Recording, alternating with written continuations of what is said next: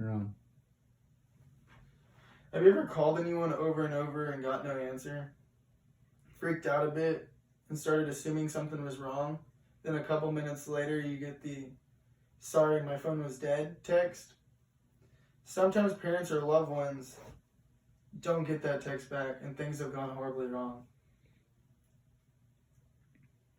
Every day someone is forced into human trafficking, and with the help of the Polaris Project we can save one life at a time and make a difference. I'm now going to talk about the need of those suffering from human trafficking. The overall need is awareness. I feel like human trafficking isn't talked about enough. It isn't being talked about like all the other stuff the media wants to shove in your face. With that being said, I feel as if it is my job to use this assignment to inform you all on what is going on, and so that you can stay safe and even be on the lookout to help others. According to the International Labor Organization, they estimated that there are 40.3 million victims of human trafficking globally, with hundreds of thousands in the United States. The victims of the crimes in the U.S. are men and women, adults and children, and foreign nationals and U.S. citizens. According to ICE, human traffickers don't care who you are and what is going on in your life. If they want you, they will do anything to try and get you. I will now talk about the steps we can take to help solve the human trafficking problems. Through the Polaris Project, there are many ways that you can donate to help previous victims and try and help get victims out of their current situations. According to the PolarisProject.com, there are many ways to help combat human trafficking. Besides donating money, you can contact your elected representatives about supporting important legislation to combat the crime and help survivors.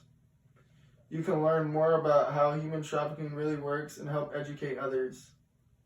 And you can volunteer in your community to fight not just trafficking, but the factors that lead to trafficking, including poverty, addiction, and hopelessness. There are also other ways to help victims of human trafficking. For one way that you can help is by sending out human trafficking awareness text to your contacts according to www.state.gov. With the Polaris Project having over 4,000 agencies and connections to law enforcement, it is way easier to jump on board and help them with the cause than it would be to do it alone.